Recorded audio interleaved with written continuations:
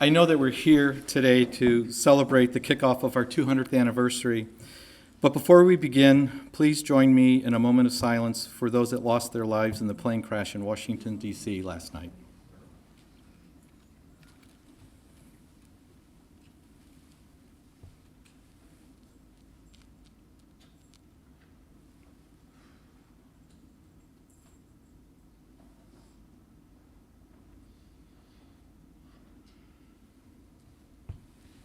Thank you.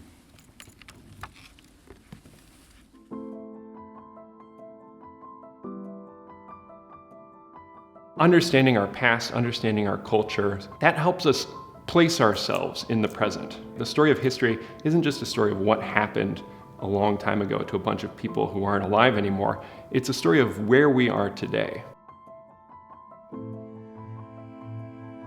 The importance of organizations like this is to not just to document and preserve objects, that's an important part of what we do, but I think it's even more important to engage people, to make them a part of the experience and to use these objects to tell stories. For so long, and specifically for me as an Afro-Boricua, Afro-Puerto Rican man, is the fact that for far too long, our history hasn't been told, or artifacts have been missing, so there's been gaps. And so I think it's important, right, because again, my grandmother, as an example, was a founder of a political movement in Waterbury, but you would never know that unless you had her old paper clippings and news. Making sure that history can guide and dictate where we go as a future is important, and also knowing that within the last 50, 60 years, there's all this new rich history that's coming to light that we need to capture for future generations to look back and say, hey, Connecticut Museum of Culture and History has that archive. They have those pieces, they have those stories that are missing in our discovery of ourselves. I think of our community 50 years, 100 years from now,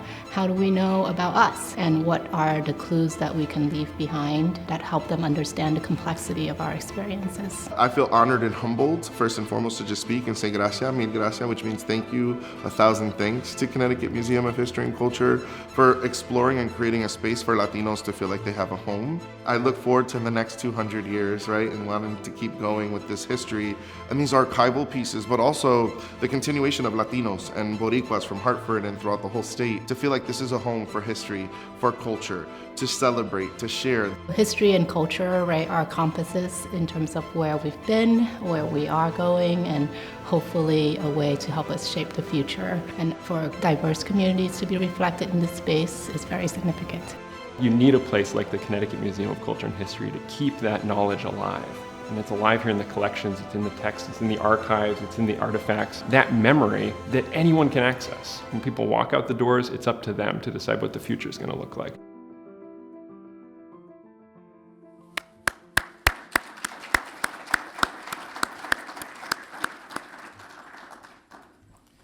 Good morning, everybody, and welcome to our esteemed guests, Board of Trustees Chairman Michael Cantor, President Sylvia Kelly, and to all the trustees that were able to join us today, including Sarah Champion, B. Gutierrez, Mark Kohler, Jason Rojas, Henry Zaks, Denise Merrill, David Klein, Fiona Vernal, and Manisha Sinha. And a special thanks to those of you who will be speaking this morning, our Board Chair Michael Cantor, Hartford Mayor Arunan Arulampalam, the Draper Chair in American History Manisha Sinha, and Connecticut State Historian Andy Horowitz. And thank you to all of you who are here today to celebrate the kickoff of our 200th anniversary year. I'm Rob Kret, the CEO and Executive Director of the Connecticut Museum, and it's my pleasure to welcome you to the Connecticut Museum into the next century. Please join me in raising your ribbons that are on each of your chairs, which have a long time symbol of awareness throughout history and representative of cultural celebrations, and wave them for a photo to ring in our 200th anniversary. It was either these or fireworks, so I decided that the ribbons were much better. Some would say that it is in our DNA to collect, preserve, and pass on history and cultural traditions for future generations. But why does the Lincoln flag, one of 5 that adorned the Ford's Theater box the night Lincoln was assassinated, a pair of shoes that former Lieutenant Governor Nancy Wyman wore to her first inaugural ball, or a Tibetan butter sculpture by Sneap artist Yeshi Dorji, among other things on view here today, pique our collective curiosity. It's the stories they tell. The Connecticut Museum is proud to be the 7th oldest historical society in America. This is not merely a birthday, but a celebration of the collective work that has gone before us and those that will follow us in preserving and sharing the state's history. It's a little-known fact that there are 21,588 history organizations in the United States. That's a number that's greater than public libraries and even exceeds the number of Starbucks that are seemingly on every corner in America. So in other words, Americans love history as much, if not more, than a good book and their daily cup of coffee. People feel that history is crucial to strengthening their communities as well as serving the public good. In this spirit, Connecticutans for centuries have participated in the collection and preservation of objects that are meaningful to them, even outside the formality of public institutions. Some 200 years ago, in 1825, to address the need to create a public repository, to not let the stories of the American Revolution become extinguished, the Connecticut Historical Society was founded by 31 men, including Thomas Gallaudet, co-founder of the American School for the Deaf, Eli Todd, founder of the Institute of Living, Thomas C. Brownell, founder of Trinity College, and Thomas Day, the first president of the Wadsworth Athenaeum. They were among the men to become charter members and held their first meeting on May 30th at today's Old State House to select a slate of officers. For a variety of reasons, the organization did not meet again until 1839, during the bicentennial of the adoption of the Fundamental Orders after the state renewed its charter. Future meetings were held in Hartford at the Gilman Building at 146.5 Main Street, across from where the Athenaeum stands today. The founders hosted public lectures at churches and other buildings in the area to garner interest in retelling the stories of the past. By 1844, the Historical Society found its first permanent home and moved into the Wadsworth Athenaeum, along with the Hartford Public Library, and were joined by the Watkinson Library. It was here that the organization took hold and began its formal collection of the state's history. And who said that cultural organizations can't work well together? We were doing it here in Hartford in the 19th century. While at the Wadsworth Athenaeum, the Historic Society collected manuscripts and stored them in vaults. Even as early as 1890, staff members complained that there was not enough storage for all the growing collection. Finally, in 1950, the Historic Society purchased the Curtis Feeder House, the former mansion of an inventor located in the west end of Hartford. A virtually fireproof stone facade building on a beautiful 7-acre plot in which you are in today. In 1951, a bookstack wing was added to the original house to store manuscripts. In 1956, an auditorium and storage space were built to accommodate public events. And in 1971, a 4-story wing that would house a research center, gallery space, and collection storage was completed. Today, 50-plus years later, the organization is 4 million Connecticut objects and artifacts strong, and with ongoing rotating exhibitions, events, and programs every month of the year. However, since often history repeats itself, we are at a similar crossroads as we were in the past. The Connecticut Museum has run out of space for its collection and programmatic offerings and is currently considering plans for an expansion of our current building to better serve 21st century audiences, and we hope that you will support us in this effort in the coming years. Now I'd like to share a look at our 200th year. To mark this momentous year, the Connecticut Museum will host a full schedule of 200th programming, exhibitions, and events, including Then, Now, Next, 200 Years and Counting, a new exhibition opening on May 22nd, focused on our 200-year legacy. This exhibition aims to share with visitors the breadth and depth of 200 years' worth of changes through object-centered storytelling. It will be structured along the idea of then versus now and have an energetic tone to encourage engagement with the museum's institutional history. A children's book, A Key to Adventure, written by our Director of Education, Rebecca Gavin, and illustrated by museum educator Maya Concepcion, encourages awe and wonder in children when visiting a cultural institution, is scheduled to be released on June 18th. The book will be on tour with a partnership with Carty, a mobile exhibition bus making stops at 6 to 10 locations across the state. As in the theme of this year, 200 Years, Millions of Stories, a 200th anniversary retrospective catalog is being authored in partnership with Yankee Book Publishing. The book will highlight 200 years at the museum with a keen focus on the past 50 years. The book will be available to pre-order in May and will be released on August 30th. Taste of 200. Enjoy the cultural cuisines of Connecticut. Join us for delicious bites, specialty cocktails, and craft beer in support of the Connecticut Museum's 200th year. This special event will be a casual, festive evening of food, music, and drink, and tickets will be on sale in May. Be sure to check out our website for a full schedule of monthly programs at connecticutmuseum.org. A few upcoming highlights include the Art of Shoemaking, which is a workshop that will be held here tonight, followed by a family Valentine's program and French-Canadian jam on the first free weekend in February. And tell us your Connecticut story on social media. This is your opportunity to share your cultural connection or historical story about the people, places, and traditions within your community. Remember to hashtag your post so that it may be highlighted in one of our blog posts during our 200th year. 200 in 200. Help us reach 200 donations during our 200th year with a special campaign. Every gift, large and small, counts to benefit the organization's exhibitions, programs, and cultural events. 2 centuries at the Connecticut Museum have come and gone, but the future depends on you as the history makers and cultural bearers of our state. Thank you, and now I'd like to introduce the chairman of our board, Michael Cantor.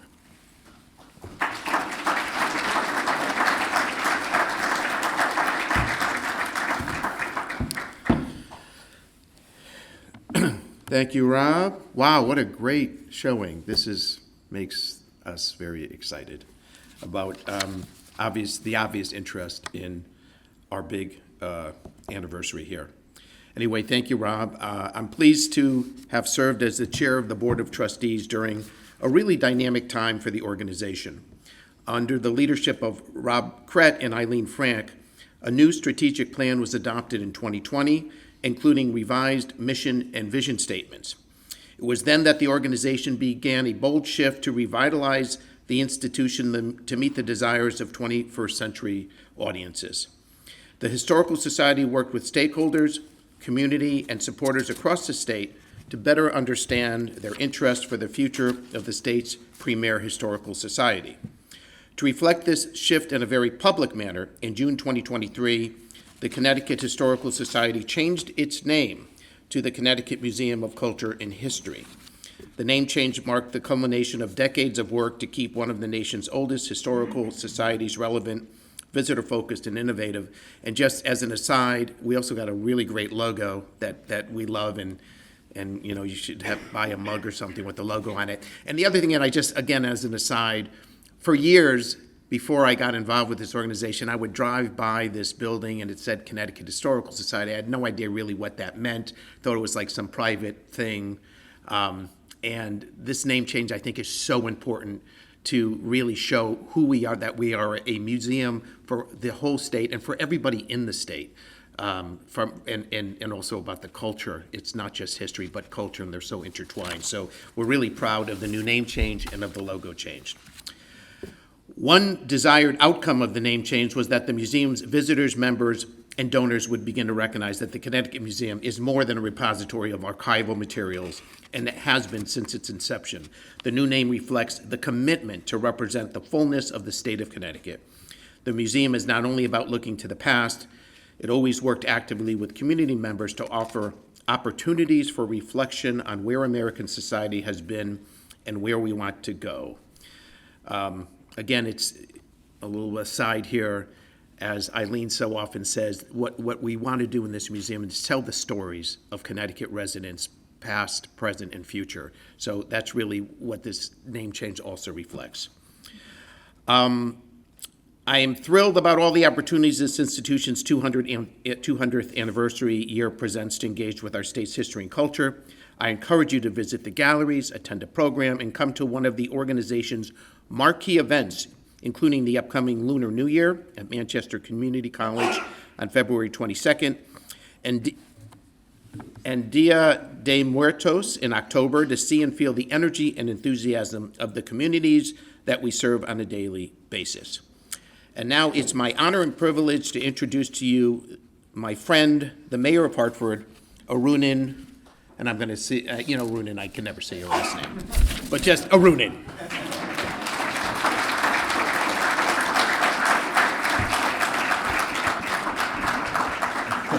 Great to be with you all. Thank you, Mike. It's Arunan Arulampalam. I'm still just over a year into office, and I think people are starting to get it. But I appreciate it. Thank you, Rob. Thank you to the staff of the Connecticut Museum of Culture and History for all that you do. 200 years is an incredible accomplishment, and this is an institution, as Rob said, is the 7th oldest historical society in the country. It's older than the Smithsonian. To give you a sense, it's older than a number of really prominent national institutions. And I see representatives here from the Wadsworth, from the library, from a few of our great institutions. You could go to a number of parts of the country where there's not a single institution that is over 200 years old. We are so blessed to have a number of incredible institutions in the city and in the state that preserve our culture and history collectively, that have worked together, as you said, for centuries to do so.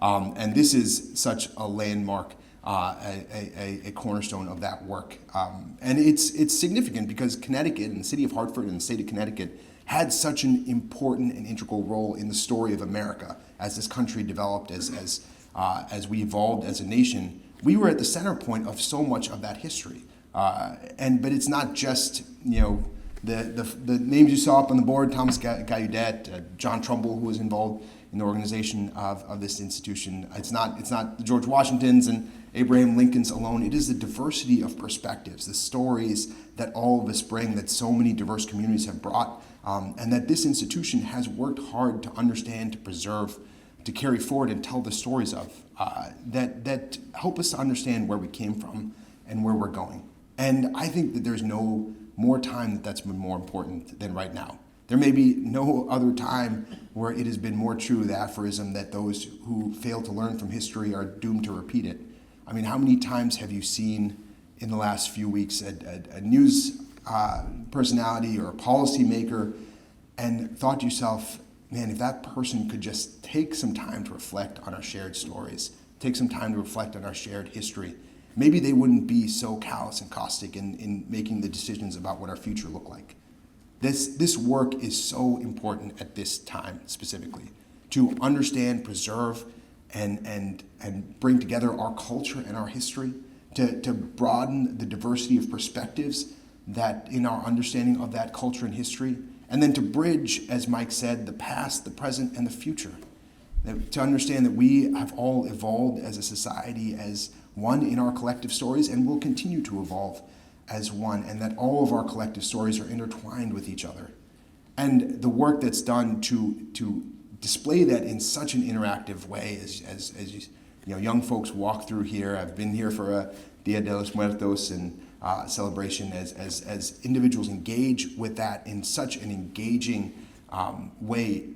I have no doubt it'll have an impact on whether that gets carried forward in our young people, in our families, in our society in the days to come. So thank you so much for the work you do. It's an honor to be here and really a credit to this institution. Thank you.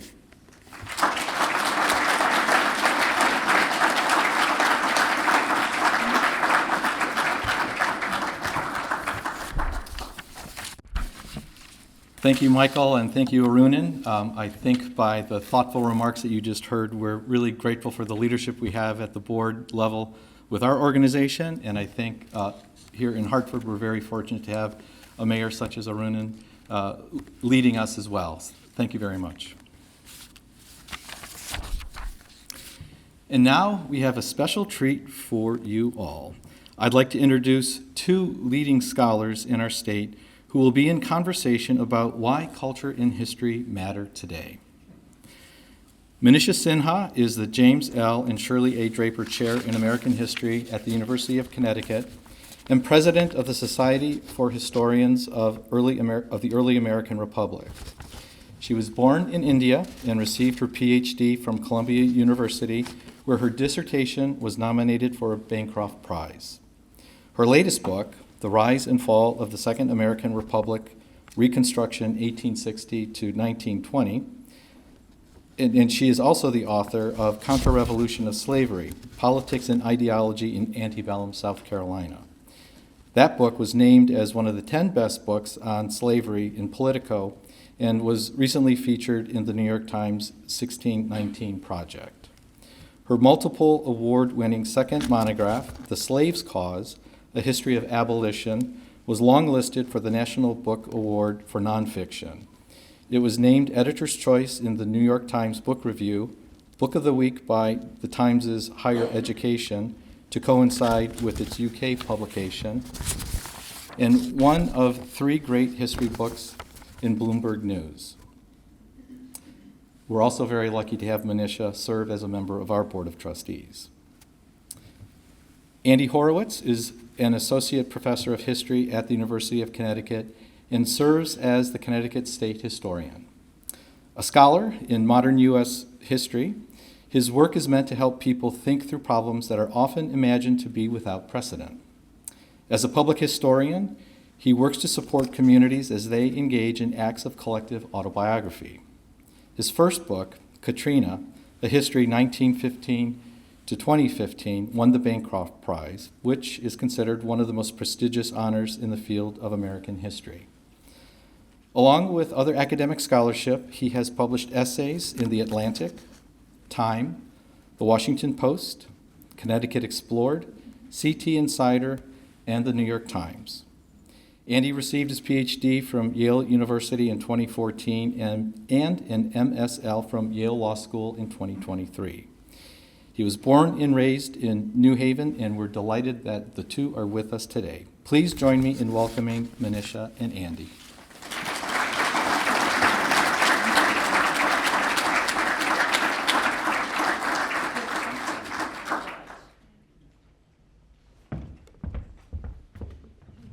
Good morning, everybody. Can you hear me? Yes? Yeah. I'll talk while Manisha's getting her microphone set up.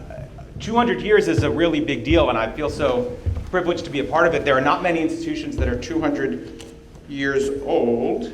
But as we will talk about, historians, this is like a widely misunderstood thing. We don't care about things just because they're old. We care about things because they're important, because they're interesting and significant. And so we're going to talk about why this place is interesting and significant. And also, Manisha, I just want to say it's such a privilege to do this with you. I trust you know that Manisha is like a very big deal, very distinguished historian. It's one of the reasons I was so thrilled to be at UCONN was to be on a faculty with you, and it's a big deal that she's on your board. So thank you for the opportunity to get to do this with you, too.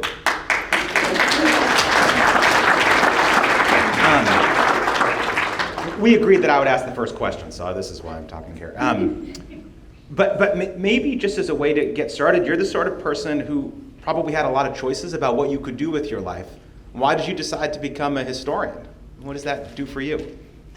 That's a great question, Andy. And before I answer it, I just wanted to thank everyone for being here and to Rob for his generous introduction. And I'll take credit for Andy being here, not because he wanted to be in the same department with me, but I actually chaired the search committee that hired him. So I am really happy that he chose to leave Tulane and come to the University of Connecticut. Why did I become a historian? You know, I come from a family of historians. My father, who joined the British Indian Army as one of the first Indian officers during the Second World War, wrote more history books than me and my sister combined. And we are both PhDs, teaching, I at the University of Connecticut and she at the University of Michigan. So it seemed like a family profession for me. But I really got interested in US history Because growing up in India, I was really interested in the ways in which the United States had dealt with questions of race, democracy, and citizenship.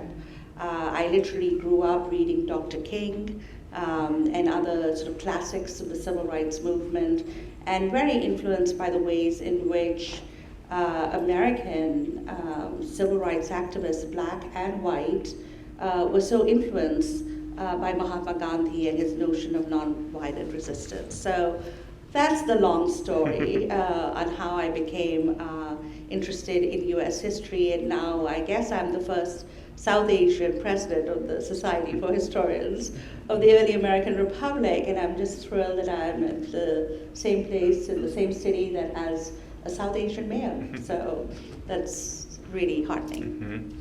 So Andy, you tell us now, why did you become a state historian? Pass the bucket. Yeah, you see historians, we always have to start very early. You think I'm going to start with my childhood. Like you said, I grew up in New Haven, and I had this great job in high school. I don't know if I've told you this part of this. I gave a different answer during my job interview, so this is the truth. But I had this great job in high school for 3 summers at the Department of Weights and Measures for the city of New Haven. I had a badge and a weight kit, and I went around to every little store and made sure that, like, if you bought a pound of cheese, you weren't charged for a pound and a quarter of cheese, because I had the weight standard. As a consumer protection agency. And those little grocery stores in New Haven are like little cultural centers. And so just as I was coming of age, when I first got my driver's license and was first starting to explore the city on my own, I had the sense that the city was made up of 100 little ethnic neighborhoods, the Polish, the Italian, the Jewish, the Guatemalan, the Ecuadorian, the Chinese, the Puerto Rican. That was, you could get the sense, I did, that the whole world was in New Haven. Or when I was 16, it was really that New Haven was the whole world. That was the way I thought about it. And that experience then totally informs the way I approach this job now, decades later. It's a funny job to be state historian, but I think, first of all, just on a theoretical level, it informs my sense that we have to look for the extraordinary significance of the world right around us, seemingly ordinary things. You don't have to travel far away to find the most interesting things. Sometimes it's right next door. But also it affects my sense of what I think Connecticut history is. We've had this great video, and this is an enlightened institution, but for most people, if you say Connecticut history, they just think of the Puritans. And as they should, you travel around Connecticut, and there's 169 little towns with a green and a congregational church, or you're speaking English, or you are engaging in a common law tradition. All these things, we live in the world that we inherited from the Puritans. There were 20,000 English colonists that came in the 1600s to New England. And I choose 20,000 particularly because I always like to say that in Connecticut right now, there are 21,000 people born in Guatemala. And there are 40,000 people born in Jamaica.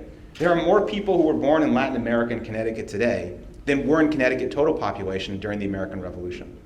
So we should honor and respect our Puritan heritage, but we also need to honor and respect our Jamaican heritage and our Latin American heritage, all of these things. And this institution's been so good about that. The Department of Cultural Sustainability, it's only obvious once they've done it that the Dia de Muertos celebration should be at the Connecticut Museum.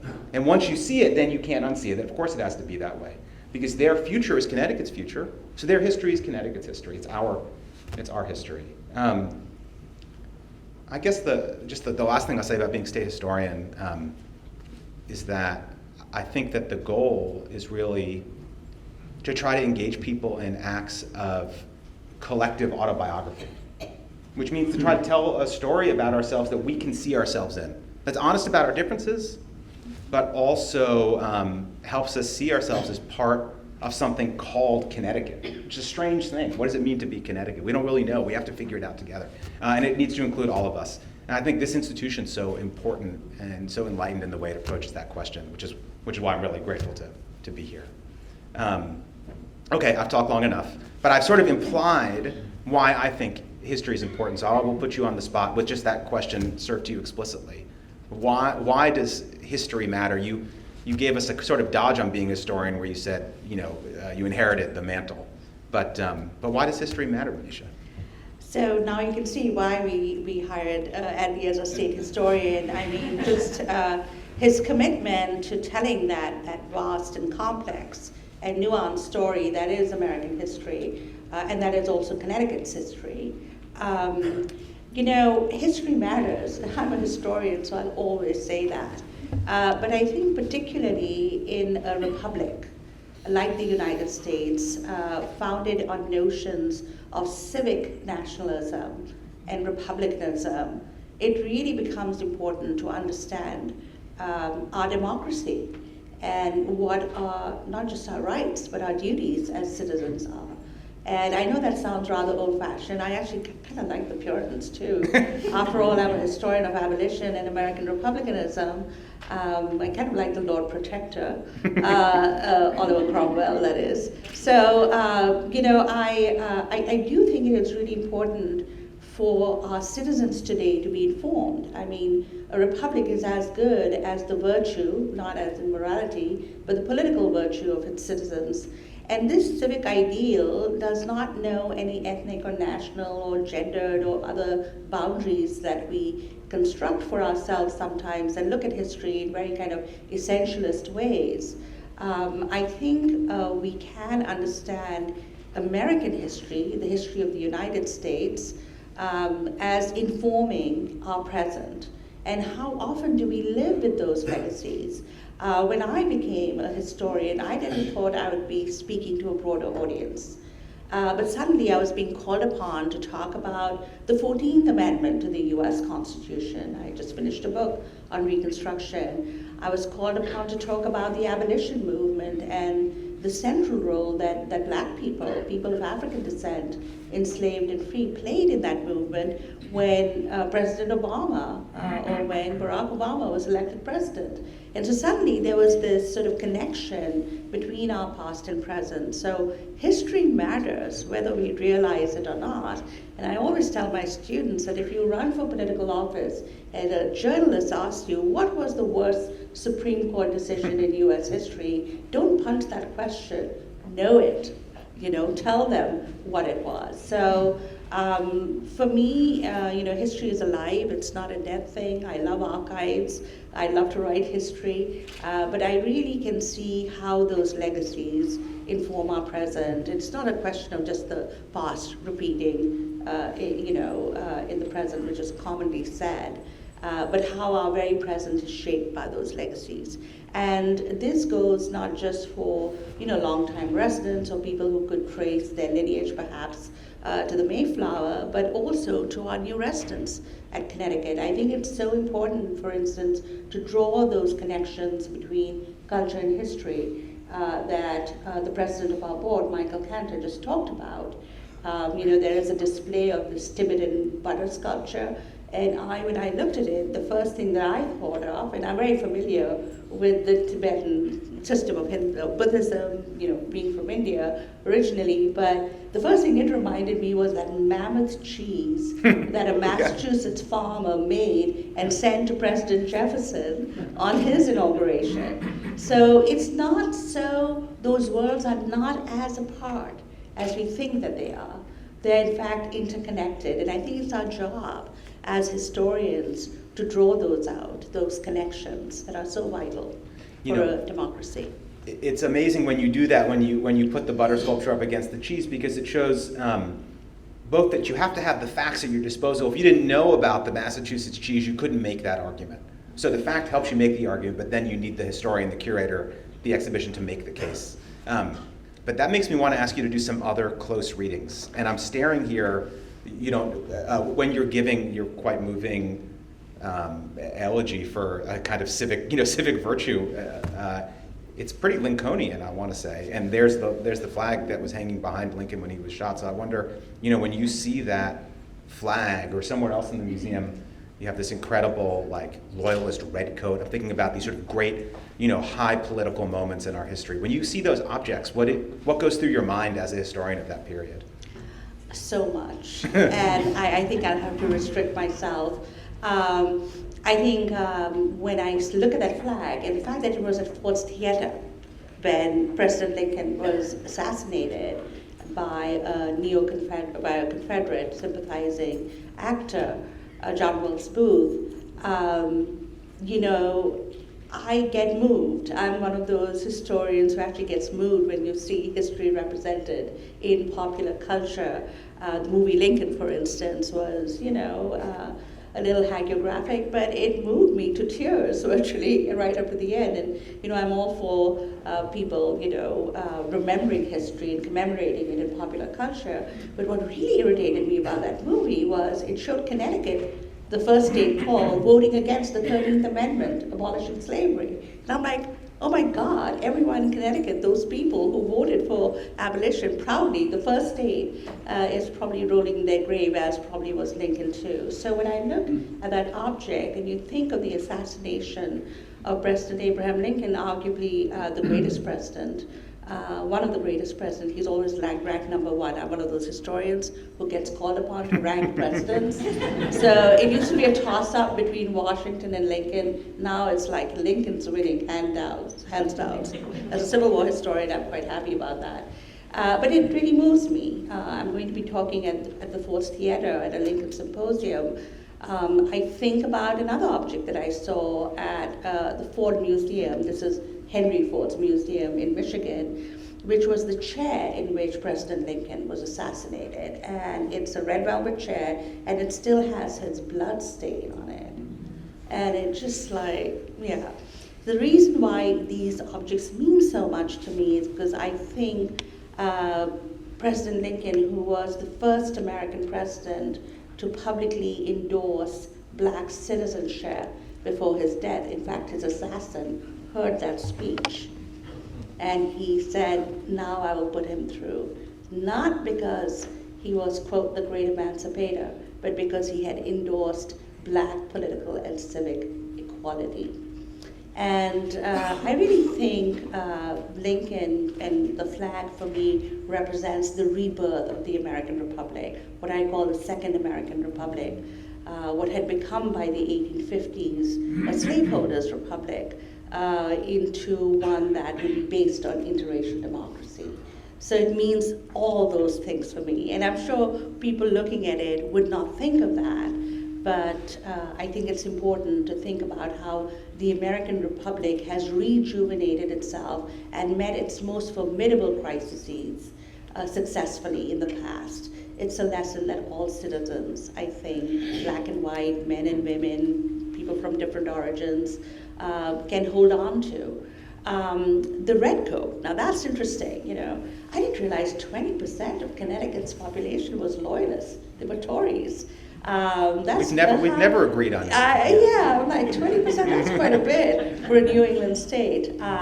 Unlike the South, for instance, where it was nearly half and half. And sometimes in certain areas, more than half in certain counties. I just wrote a foreword of a book on, a wonderful book by a Southern white historian who taught at Tulane for decades, Sylvia Frey. She wrote a book called Water from the Rock, Black Resistance in the Age of Revolution. And she showed how the revolution in the South was really a revolution over the question of slavery, with a lot of Tories trying to win over enslaved populations, but also the Patriots trying to do the same, and seeing the enslaved populations in their states as a bigger threat. So maybe in Connecticut it doesn't play out that way, but when I think of the history of loyalism, I think that it's a far more complicated story than we commonly understand. There were around 5,000 to 6,000 people of African and Native descent who fought in the Continental Army, but there were nearly 10,000 or more African Americans in the South who were not allowed to fight in the Patriot militias, who fought for the British in order to win their freedom. And many of them fled. They were fleeing the Founding Fathers.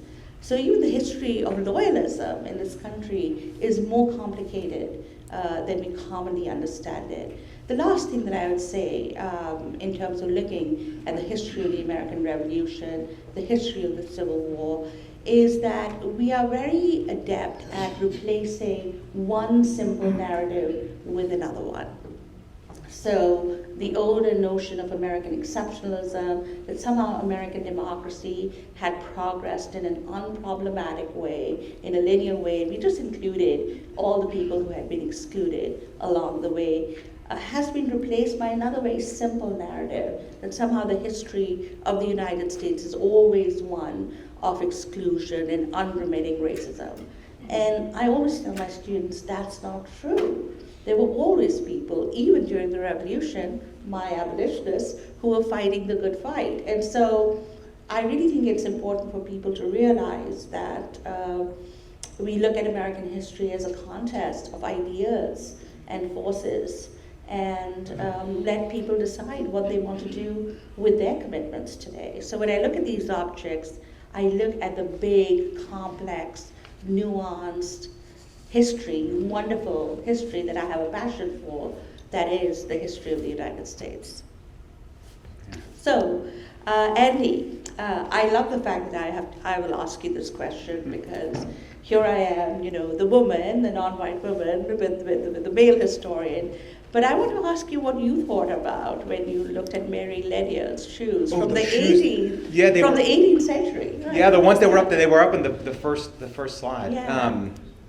Well, the first thing I think about when I see those shoes is just the argument that the institution's making to put those shoes up, next to the flag or the military jacket. It says, first of all, as you intimate, that women are part of history, as are men. That history is made not just on the battlefield, not just in the grand political speech and the battle of ideas, but also at home or in the social hall where she probably wore those shoes. I don't think we actually know. Maybe one of the curators should. I don't know if we know exactly where she wore those. And even just sort of the questions we can ask about it. You look at those objects, and if you are patient and curious, which are the skills we try to teach our students, to be patient and curious with these objects and artifacts, all the things that you want to ask, who made them? Where did they get the leather? Where did they get the silk? How did those shoes get from London to Connecticut in the 18th century? Where did the Ledgers get the money to pay for them? And maybe most of all, to my mind, is what did Mary Ledyard want people to think about her when she put on those shoes, as opposed to a different pair that she probably had more than one? So we have a whole sort of universe there that the shoes can repay. I mean, when I hear you say, when people used to ask you who the best president was, you might have said Washington, now you say Lincoln. The facts about the past didn't change. And that is what is so amazing about these objects, is the objects stay static, but we keep changing. And so we can keep returning to them with new questions. This institution is going to be so central to the semi-quincentennial, this terrible word for the 250th. We can claim Noah Webster, and we're using this Latin word. It's like insane. We should just say 250th. Noah Webster, who wrote the first American dictionary.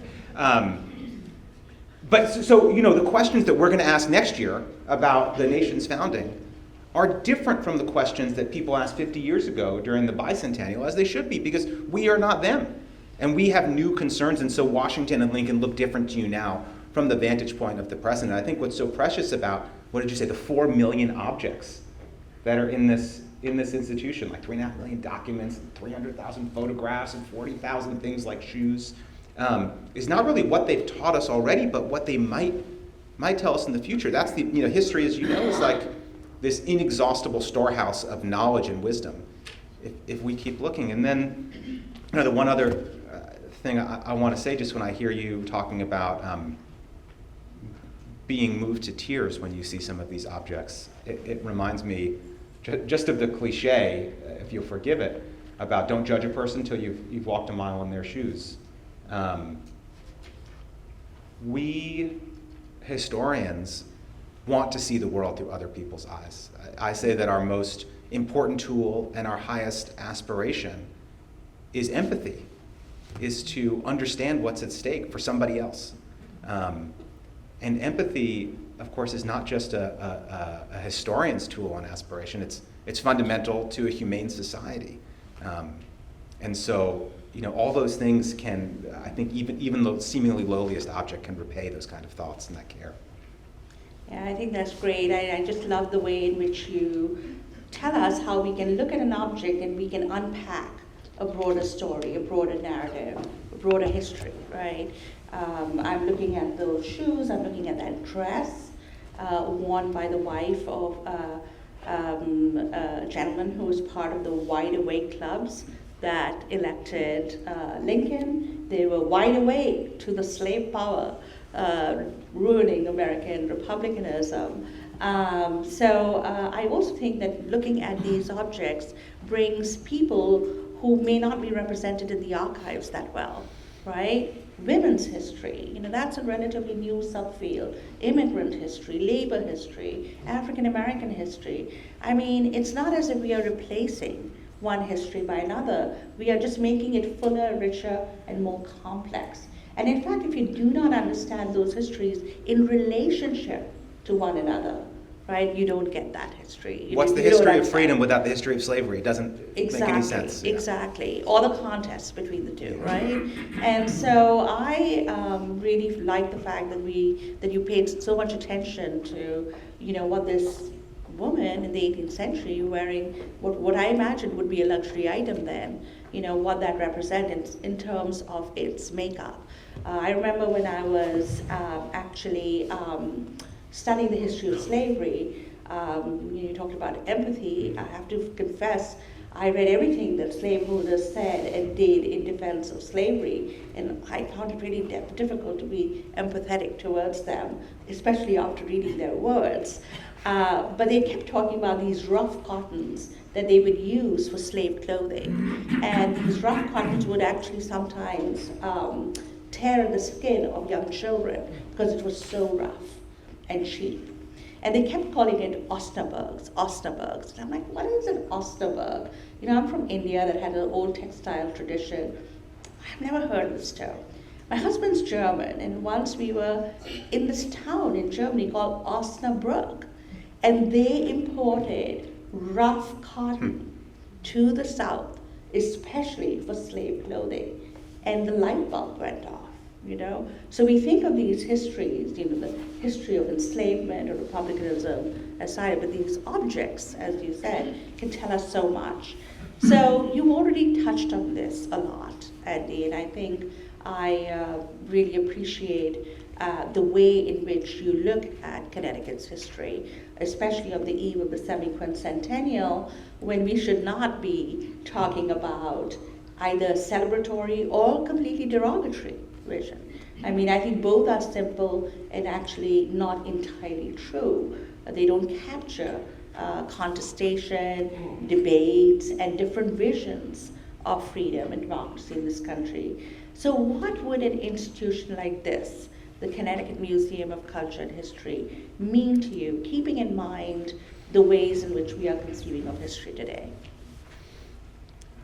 Well, do we have time for me to tell a story from my classroom? It's a little bit. Yeah. Yes. Okay.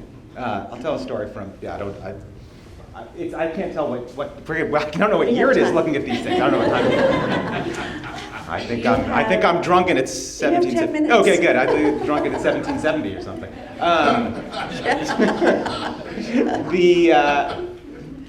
There's taverns. No, but this is the story I want to tell from being at UCONN. Or if I've got 10 now, I might tell 2 stories about my students. So I teach at UCONN's Hartford campus. And last semester I was teaching U.S. History 1877 to the present. I had 40 students. And my students at UCONN Hartford are extraordinary because it's like a mix of, there are kids who are, the 10th generation farm family kids. There are very recent immigrants living in Hartford. There are Republicans and Democrats. It really is the most representative of Connecticut place I've been, except for the fact that everybody's 18 or 19 years old. That's the one spin on the ball. But I asked them, I was coming, frankly, to an event like this where there were going to be some important people like some of you. All of you are important, but there were going to be some policymakers in the room, and we were going to talk about UCONN. So I asked them, my students, why did they think UCONN was important? What was their argument for it? And they, very quickly someone said he was going to help us get a job, get a good job.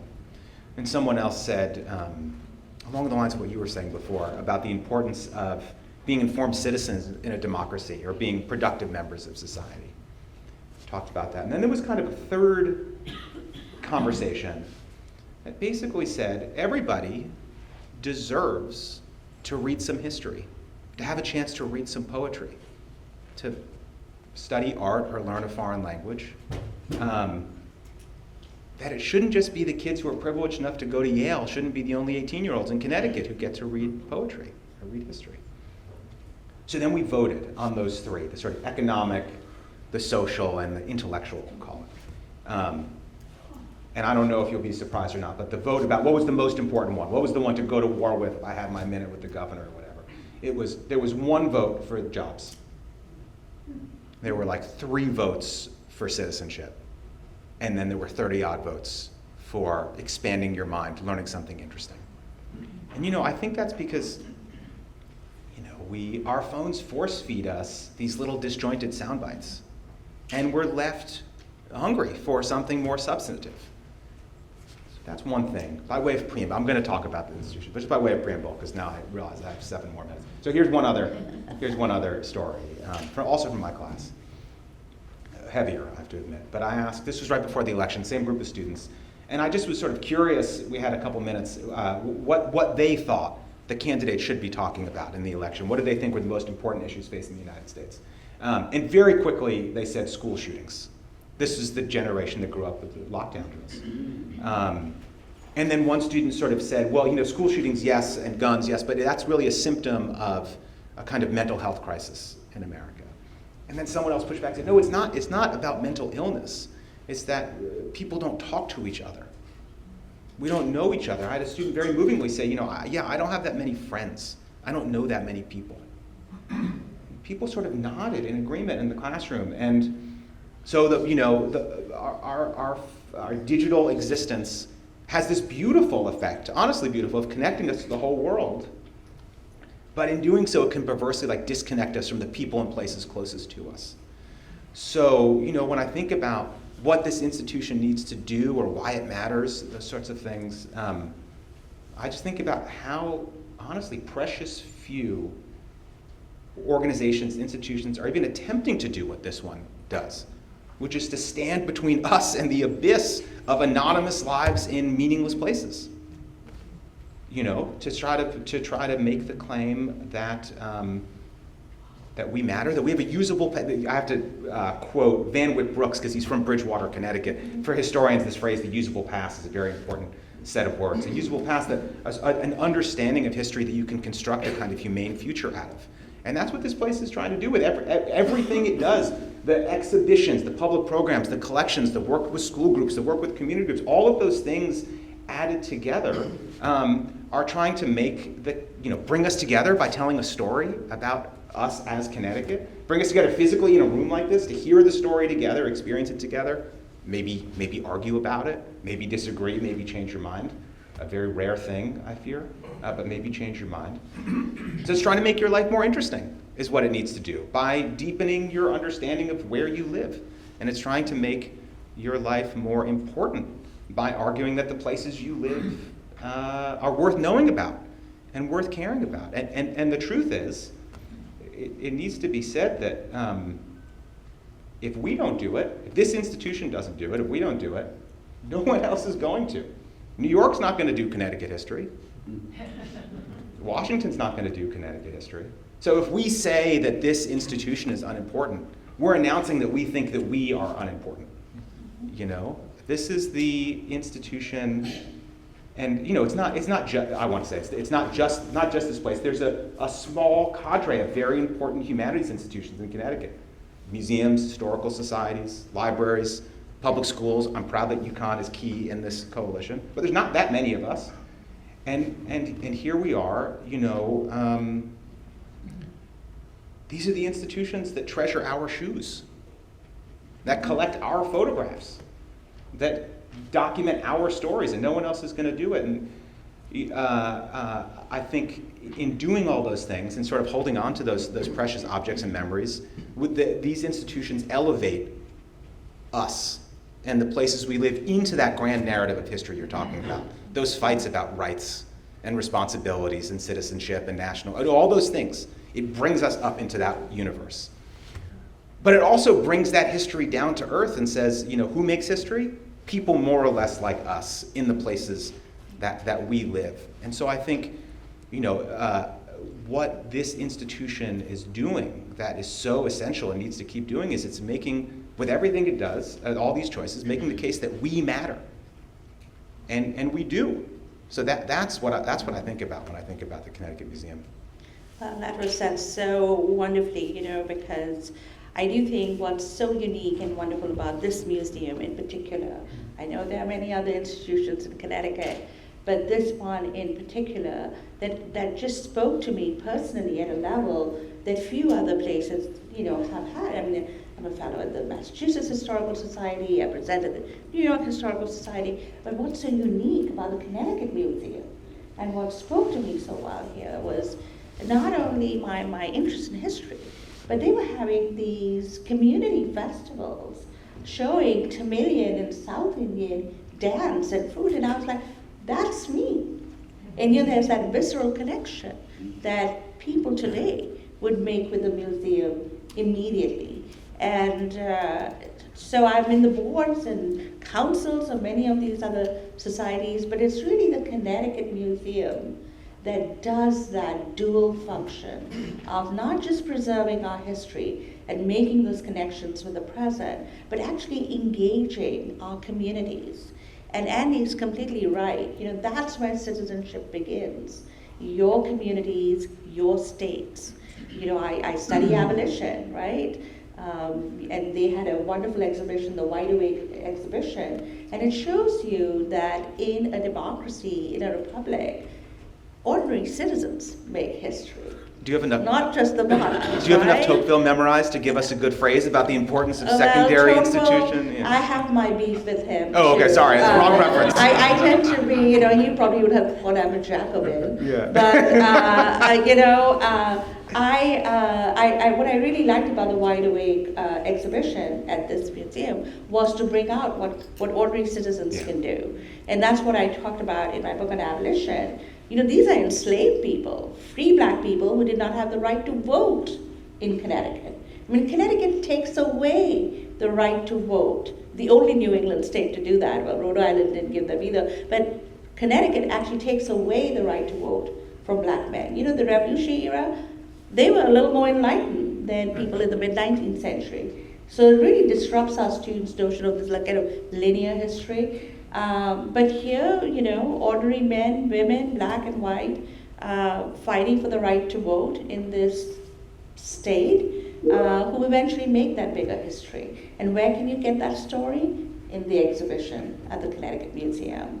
So in that sense, I do think that this is the kind of institution that we should be supporting, that the powers that be support this expansion that we are talking about. Because we are no longer the 13 colonies, 13 states. We are no longer even what we were as a republic in the mid-19th century. And Hartford, Connecticut, these are growing populations. And in order to achieve that mission of connecting those histories, connecting those communities, we need to be able to tell them right now. And we need to tell them in a space worthy of those stories. We like to invest, in all sorts of things, but I can't imagine a better investment than education. Again, it's a cliche, right? It's one investment that keeps on giving for generations. I guess I got my PhD from Columbia, considered again, like elite in Ivy League school. But what really interests me about teaching in a public institution like the University of Connecticut, or being part of these public cultural and historical institutions like the Connecticut Museum, is that I can go beyond my classroom. I can talk to you, and suddenly it's a bigger audience, and you feel as if you can contribute so much more. And it's not just the people who have the authority, so-called authority to do that. As Andy said, history is made at all levels. So it is important for us to hear what citizens of this state have to say today. about our past. So I would really put in that extra plug to support the Connecticut Museum, support its expansion plans, which I think are long overdue and much needed, because this is what it means to protect democracy and citizenship in your neighborhood, in your state. Manisha will now come to each of you with a collection plate. And we're going to build the wing today. Thanks, everyone. Yeah, like a pastor in a church. Yeah, exactly. Going around, right? Yeah.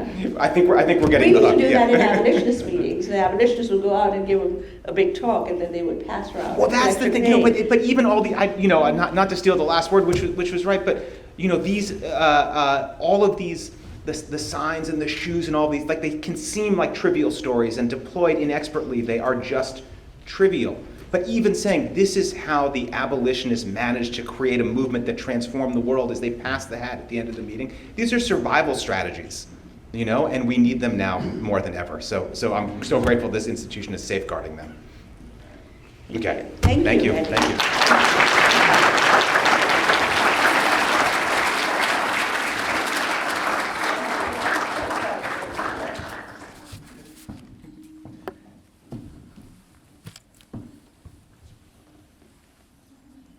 Join me in thanking Andy and Manisha one more time.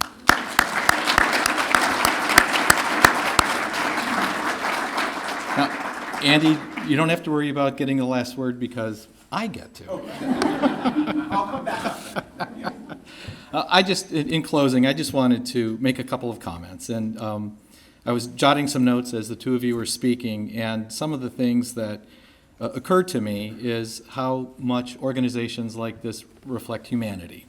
And words like complexity, nuance, being patient, curiosity, empathy, making connections with other people. These are all things that were resonating with me as I was listening to you speak. It occurred to me that I'm really an advocate for what I'm jokingly calling the slow museum movement. I think we all need to stop and slow down a little bit more. Life is happening pretty quickly and things are coming at us very fast, but I think cultural organizations like this create an opportunity for people to pause, to think, to be a little bit more thoughtful than they were when they first arrived. I think that's what museums can do. I think that's what this museum can do. And I want to encourage you to use museums.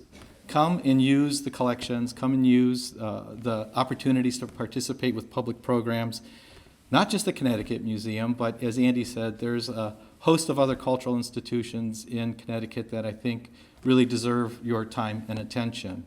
I've lived in a lot of other places across the country, and I think Connecticut is blessed with a wealth of quality cultural institutions. It's easy to take these things for granted when we have them among us every day. But I just want to close by encouraging you to take your time, enjoy the company of one another. Please take your time to see some of the exhibitions. The Wide Awake exhibition, for instance, the coffee exhibition is available for you. And before I close the proceedings today, I just want to take a minute to thank a couple of staff. Everyone that has one of these little name tags, if you get a chance, say thank you. It's a dynamic staff here at the Connecticut Museum, and I'm particularly grateful today for the work of Jamie O'Brien, the Chief Advancement Officer, and her team for putting this day together, and for Andrea Rapaz, the Chief Curator of Collections, and her team for pulling these objects. Please take your time and see some of these objects. Visit museums, visit this museum often, and thank you for being here with us today.